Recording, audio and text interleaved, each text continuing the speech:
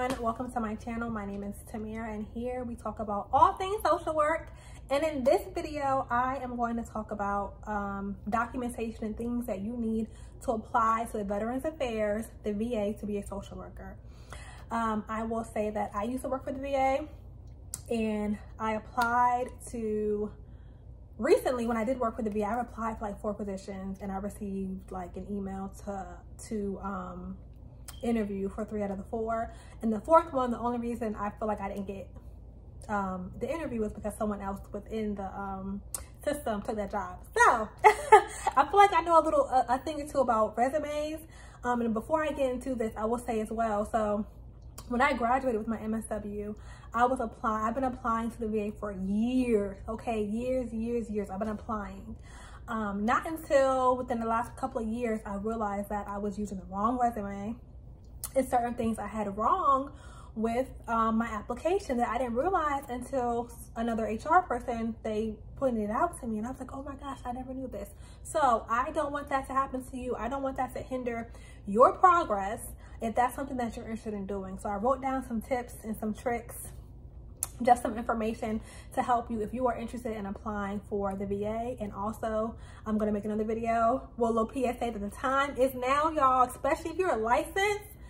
And I would say unlicensed too, but apply. The time is now, apply. First thing that you want to do is make sure you have all the documentation that's required. If it says that you need to have your transcript, it can be unofficial. Unofficial meaning they're open, they're scanned into your phone or your computer. Unofficial documents, you need your license. If that's a requirement, make sure you have all the documentation necessary. Because if you don't have all the documentation necessary and you apply, they're not even gonna look at that application. It's just gonna get thrown and they're not gonna look at it. So make sure you have all the documentation, documents and documentation that you need to apply for that position. Number 2, make sure all documents are clear and legible, okay? Like I mentioned earlier, one of my degrees, I think was it my MSW degree? I think it was. The conferred date was cut off and I never realized that until, and I wasn't, nobody was emailing me back and, and I'm just like, why? I have all the documents, I have this, I have that. Like, I know I'm qualified, until another HR person, HR representative emailed me and was like, hey, on your degree, well, no, first I received the email saying that I didn't qualify. And I was like, what do you mean I'm not qualified? I am qualified. So I emailed them back like, hey, just want to, make sure I am qualified. She emailed me back and was like, okay, well, on your unofficial transcript, your degree conferred, right, is, the end of it is cut off. And I was like, huh? Like, really? And when I went to go look at it, it was cut off.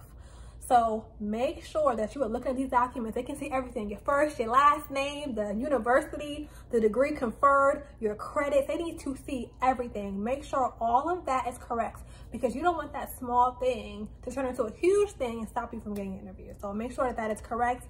You can see everything, your license, see everything, resume, everything, but definitely on your degree. Make sure, and also make sure you're submitting the conferred degree. For those of you who are graduating, congratulations, okay? And you are waiting on your conferred degree, I would wait to apply until you get that conferred degree because honestly, personally, I don't think they're gonna look at it until you have that conferred degree. So it might, sometimes you can order it before you actually get your degree mailed to you. Sometimes they'll have your transcript available within a couple of weeks after graduating and you can order it and get it online. I know now my school is doing, my school that I graduated from social work, they're doing where you can order it online, they'll send it straight to your email. But I don't know how long it'll take after, because I graduated years ago. I don't know how long it will take after you graduate for it to be updated and be conferred. I want to say, I know when I graduated, it took like a month, so I'm not sure. But I would not apply until you get that conferred degree. I know you're excited. You're like, yes, let's start applying for these jobs. But I will wait until you get the conferred degree. All right, let's see. Okay, yep, make sure your conferred degree date is up there. Make sure you tailor your resume to fit the job description. Now for social work, it's like we can do everything, right? But I will say, let's say, and I keep using this as a reference because this was where I spent most of my time as a social worker is in the hospital. So if I was a hospital social worker working somewhere else, then I need to tailor my resume to what they're asking me for, right? Don't just copy and paste the job description into your resume. Please do not do that. That is so frowned upon.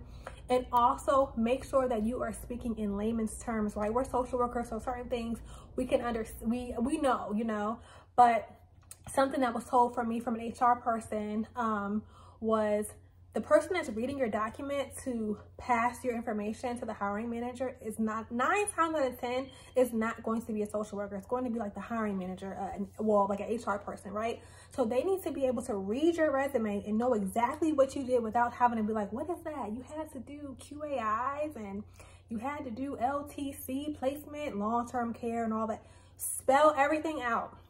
Do your resume as if you're speaking to someone who doesn't know anything about social work, know anything about what you're doing, so that they can clearly see and read that you are qualified for that position, right? Sometimes we try to use a lot of fancy medical, social work medical terms or social work terms, but when that person is reading your resume, they need to be able to clearly see like, oh yeah, well, she is qualified because she said she discharged this many people and you were able to, you know, from cold red or black to green, and simplicity, right? You don't have to make it complicated, especially for the HR person who's trying to read your resume and trying to understand what you did and what your position was, okay?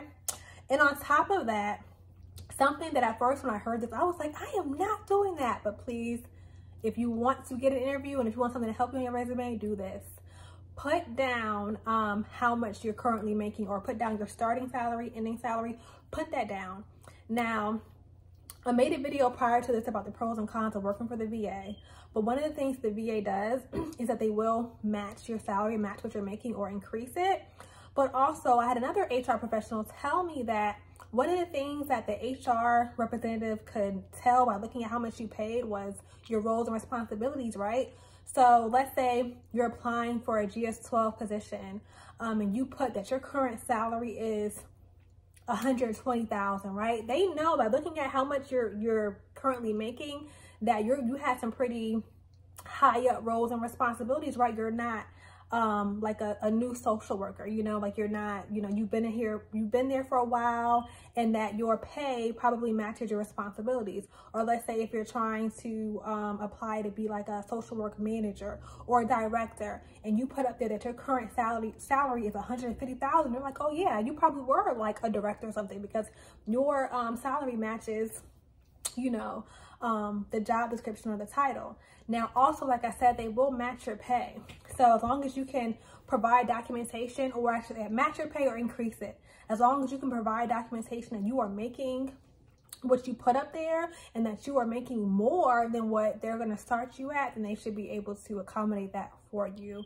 But I would definitely highly recommend putting your salary, because they can look at that and say, you know, they deal with numbers, they deal with pay. So they know, if this person is making this amount of money, then I know that they, you know, they've been doing these type of roles, and they've been able to manage and supervise. And, you know, that's aligned with those type of roles and responsibilities.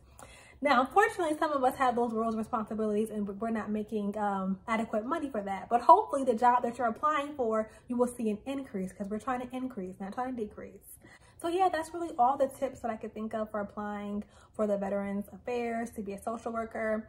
I feel like I'm pretty good when it comes to federal resumes. Like I said, I received like 3 invite interviews, and right now I work for a federal contractor, so that's pretty much like what I'm an expert at, is doing federal resumes.